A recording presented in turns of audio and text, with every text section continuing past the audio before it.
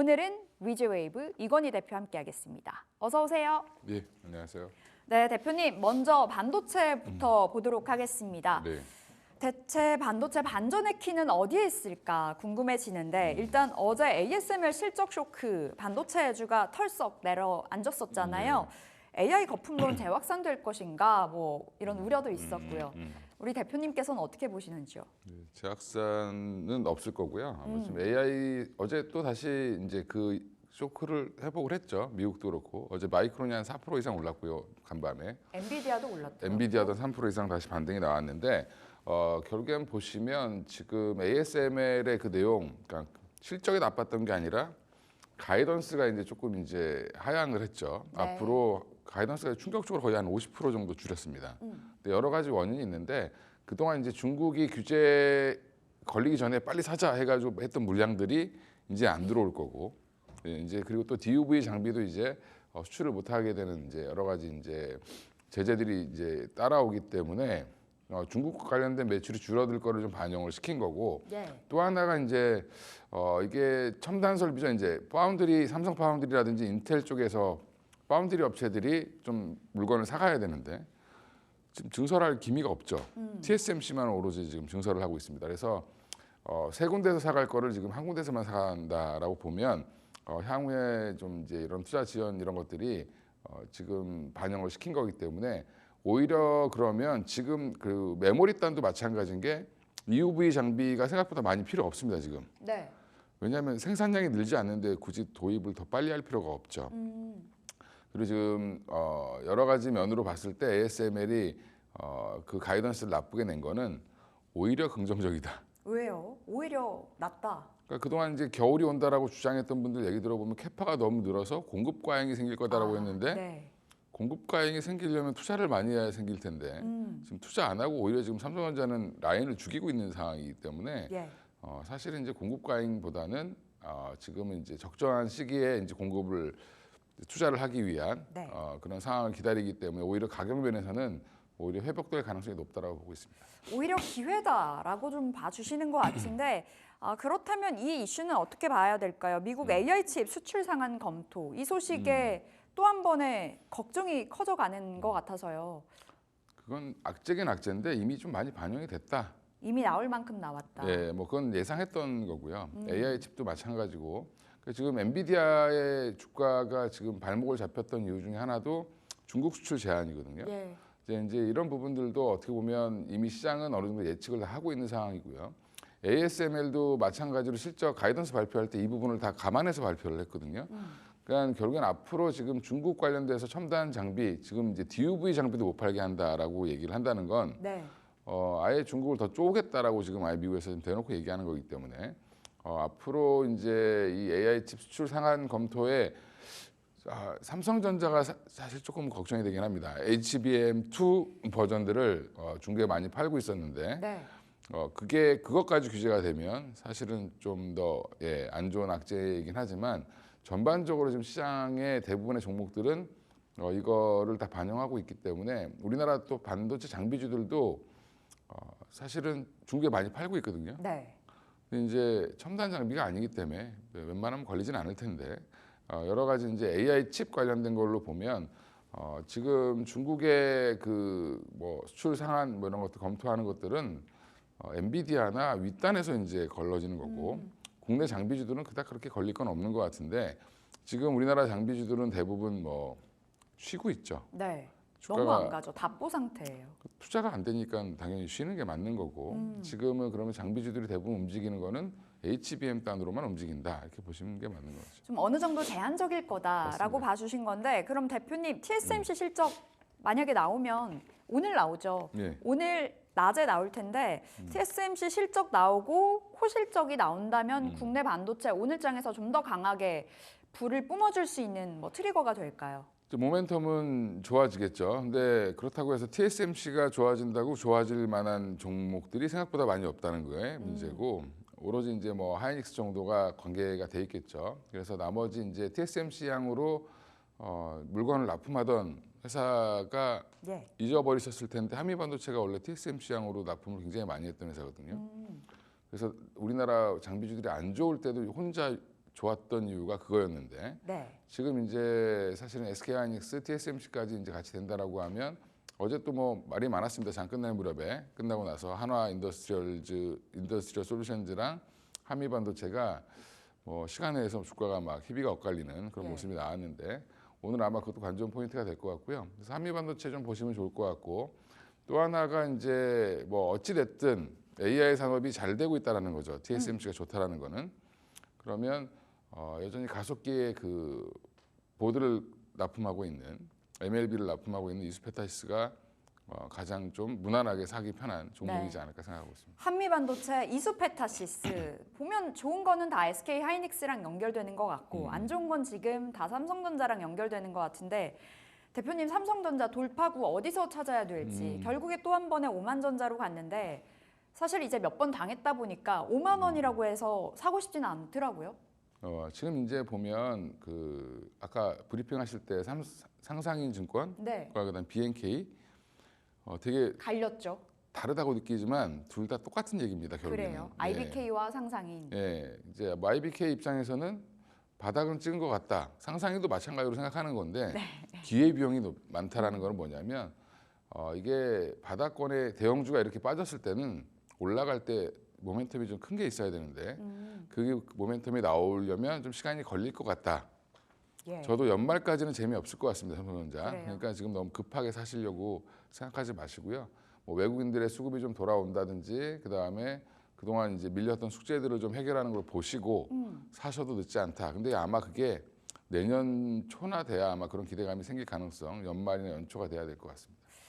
대표님께서도 기회비용 측면에서 그렇게 매력적이지 않다 이렇게 봐주신 것 같고 자 그럼 오늘 토픽 받아보겠습니다. 우리 대표님의 항상 그 사랑하는 종목 하이닉스일까 아니면 이수페타시스일까 궁금하네요. 하이닉스는 이제 뭐 20만 원 돌파를 시도할 걸로 보이고요. 지금 오늘 이제 121선 돌파를 아마 할 가능성이 높다라고 보고 있고 그러면 19만 한 3, 4천 원까지는 올라갈 텐데 그거 말고 이제 그 14, 5만 원대는 하이닉스가 너무 매력적이었는데 지금은 이제 또 약간 좀 비싸죠. 지금 막 사실 분들한테는 딱 그렇게 수익률에 도움이 안 될 것 같고요. 그러면 이제 중장기로 갖고 계신 분들은 들고 계시고 그다음에 뭐 사실 분들은 지금 사셔도 저는 상관없다라고 보고 있고요. 근데 이제 조금 수익률을 고려하면 이수페타시스가 조금 더 매력적이지 않을까. 지금 오랜만에 바닥을 찍고 올라오고 있고요. 여전히 그 데이터 센터 향으로 지금 굉장히 물량이 많이 나갈 거고 조만간에 3분기 실적 발표되면 아마 그 ASP가 굉장히 증가하고 영업이익률이 좋게 됐다라는 게 아마 나올 거고요. 5공장 증설 얘기도 나올 가능성도 높습니다. 실적 발표할 때 중국에도 지금 공장을 갖고 있는데 그쪽도 지금 더 증설해야 된다는 얘기가 나오고 있고요. PCB 회사지만 이게 AI 사업에 굉장히 특화된 회사이기 때문에 지금 AI 가속기 그다음에 데이터양 물량들이 데이터 센터양 물량들이 지속적으로 증가하고 있다. 그리고 SK 하이닉스에 납품하는 것도 아니고 이수페타시스가 같이 묶여 있는데 여기는 그냥 엔비디아에 직납하는 회사입니다. 그리고 구글이라든지 이런 데이터 센터를 운영하는 회사들한테 미국 그 빅테크 회사들한테 바로 납품하는 회사이기 때문에 이제부터는 조금 보셔도 괜찮을 것 같다. 자리가 좀 좋은 것 같습니다. 가격적인 부분에서 굉장히 매력적이다라고 말씀 주셨는데 목표가 어디로 볼까요? 목표가는 일단 1차는 한 5만 원까지 정도 보시면 좋을 것 같고요. 그다음에 뭐 3만 원 밑으로 빠질 일은 없지 않을까 이렇게 생각하고 있습니다. 5만 원 그리고 손절가는 3만 원 잡아보겠습니다. 자, 두 번째 주제로 넘어가 볼게요. 제약바이오. 확실히 시장의 주도는 바이오가 하고 있는 것 같은데 어제는 진단키트 주들이 모처럼 떠올라가더라고요. WHO에서 팬데믹 경고했다. 뭐 진단키트 날아갔고 단기 트레이딩 관점으로는 유효하다라고 보세요. 이제 어제 시가에 사신 분들은 뭐 좋은데 오늘은 조정 나올 가능성이 높다고 보고 있고요. 근데 아마 이제 WHO가 자기들도 일하고 있다라는 거를 알리기 위해서 팬데믹 경고를 한번 날린 것 같은데 쭉 내용을 보면 그러니까 세계 곳곳에서 이제 여러 질병들이 나오고 있으니까 이제 조심해라라는 의미로 경고의 의미로 좀 선언문을 낸 거고 나온 게 아니죠. 본인들도 열심히 뭔가를 하고 있다는 걸 보여줘야 되니까 엠폭스가 좀 확산되고 있긴 한데 그 어차피 예전부터 확산되던 부분이고요. 이게 천연두의 일종이기 때문에 그닥 그렇게 뭐 우려를 하실 필요는 없을 것 같고 그다음에 이제 이게 어제 그 기사 때문에 WHO가 옛날에 너무 핫했으니까 네. 예, 오르긴 했는데 아마 오늘은 좀 빠지지 않겠나 생각하고 있고요. 트레이딩 정도만 하시면 뭐 매매 정도만 하시면 좋을 것 같습니다. 알겠습니다. 지금 자리 그냥 단기 트레이딩 네. 관점에서만 좀 바라보자. 보수적으로 보셔야 될 것 같고 위고비가 한국에 상륙했잖아요. 지난번 대표님의 탑픽이 펩트론이었던 네, 걸로 네. 기억을 합니다. 어제도 펩트론이 20% 이상으로 급등이 나왔고 확실히 이제 그 일라이릴리와 손을 잡았던 그 모멘텀이 지속되고 있는 것 같아요. 어떻게 봐야 될지 위고비 관련주, 비만 치료 관련주 전반적으로 진단해 주신다면요. 일단 유통 관련된 회사인 블루엠텍이 어제는 빠졌죠. 그저께는 뭐 갑자기 오후에 막 20 몇 프로까지 올랐는데 네. 그 이유가 일단 위고 물량 자체가 얼마 되지 않고요. 블루엠텍이 가져갈 수 있는 수익이 생각보다 크지 않을 수도 있다라고 보고 있고 그러면 이제 그쪽은 좀 당분간 실 가능성이 있고요. 이제 그러면 관심이 어제 보시면 이제 장기 지속형 플랫폼으로 가는 거죠. 그러니까 일라이릴리의 또 마운자로는 또 내년 5월에 들어옵니다. 그러면 일라이릴리에 대한 관심이 더 커지면서 펩트론이 같이 엮이는 상황이다라고 보시면 될 것 같고요. 지금 그거에 따라서 지금 인벤티지 랩이랑 유한양행도 다시 주목을 해보셔야 되는데 장기 주사 그 관련해서요. 예, 장기 지속형 플랫폼 그러니까 한마디로 지금 이제 일주일에 한 번씩 놓는 거죠 위고비가. 네. 삭센다가 매일 맞는 거고 위고비가 일주일에 한 번. 지금 그러면 일라이릴리가 노리는 거는 한 달에 한 번이거든요. 그러니까 한 달에 한 번만 맞으면 되는 걸로 그걸 이제 하기 위해서 지금 펩트론과 뭔가를 기술을 평가하겠다. 네. 근데 그게 펩트론한테 굉장히 유리한 계약이라고 제가 말씀을 저번에 드렸는데 지금 굉장히 잘 가고 있죠. 근데 오늘 따라잡기는 좀 그럴 거고 좀 쉴 겁니다. 쉴 텐데 또 추가적으로 그러면 그걸 하는 게 어디지 찾겠죠. 네. 근데 그게 인벤티지 랩이고 그게 또 유한양행이랑 같이 진행을 하고 있기 때문에 아마 그쪽으로 좀 진행될 가능성이 있고 한미약품에 대한 관심도 좀 커질 가능성이 있습니다. 비만 치료 네, 관련해서 지금 임상 3상 국내에서 진행 중인데 11월에 공개되죠. 임상 하신 분들 얘기 들어보니까 참여하신 분들 얘기 들어보니까 살이 쭉쭉 빠진다고. 아 그래요? 네. 효과가 좋다. 한미약품 괜찮고 그럼 펩트론 지금 자리 원체 올라서 보유자들의 영역으로는 봐야 되는 거죠. 조정이 나오면 좀 사보셔도 괜찮을 것 같은데 아직까지 이제 좀 지금 사기에는 좀 부담스럽죠. 예, 지금 갖고 계신 분들 좀 즐기시면 될 것 같고 올릴 때는 기관들이나 외국인들이 올려줘야지 뭐 개인들이 올리면 좀 알겠습니다. 그렇죠. 보유자들의 영역에서 기대 수익률로만 따졌을 때는 뭐 지금 신규 진입은 조금은 아쉽고 이렇게 좀 답변을 받아보도록 하겠고 SK 바이오팜 네. 지난번에도 우리 대화했던 것 같은데 어제까지 6거래일 연속의 상승을 보여주고 있습니다. 세노바메이트가 미국에서 그렇게 잘 나간다고 들었고 지금 어쨌든 신고가이다 보니 매물대가 없잖아요. 더 갈까요? 더 갈 걸로 보고요. 근데 지금 보시면 그 세노바메이트 이제 제품명 엑스코프리가 미국 시장에 진입한 지 꽤 오래됐습니다. 근데 이제 좀 빛을 보는 겁니다. 드디어. 예, 마켓 시어가 조금씩 올라가서 지금 그러니까 이제 효능이 좀 좋아 이제 평가가 좋은 거죠. 의사들의 평가가. 그러면서 이제 최근에 실적이 좋아지고 있고 또 하나는 이제 뭐 방사성 의약품 이런 것도 지금 진행을 하고 있는데 그것까지 같이 보면 사실은 SK바이오팜 한 16만 원까지는 열려 있지 않을까? 애널리스트들이 너무 좀 목표가 상향을 되게 보수적으로 좀 하시는 것 같아요, 그래요? 그죠? 예. SK 바이오팜 목표가 한 15만 원, 6만 원. 16만 원 정도. 까지 갈 수 있다라고 굉장히 좀 긍정적으로 봐주셨고 그럼 지금 자리에서 제약바이오타픽은 어떤 종목 주실 거예요? 지금 가격 한미약품 갖고 나왔는데요. 한미약품이요. 예, 한미약품 너무 관심이 없죠 사람들이. 한미약품 근데 원체 좀 느리게 가는 것도 같고요. 지금 자리에서 사면 어디까지 갈 수 있다 보세요? 우리나라 바이오를 처음 이끌었던 회사인데 1세대 바이오. 그렇죠. 당뇨 관련된 치료제로 그러니까 기술 수출이라는 걸 처음 알렸던 회사인데 그때 70만 원 넘게 갔었고 75만 원까지 갔었던 종목인데 갔다가 꺾였죠. 예, 다시는 그 가격을 간 적이 없습니다.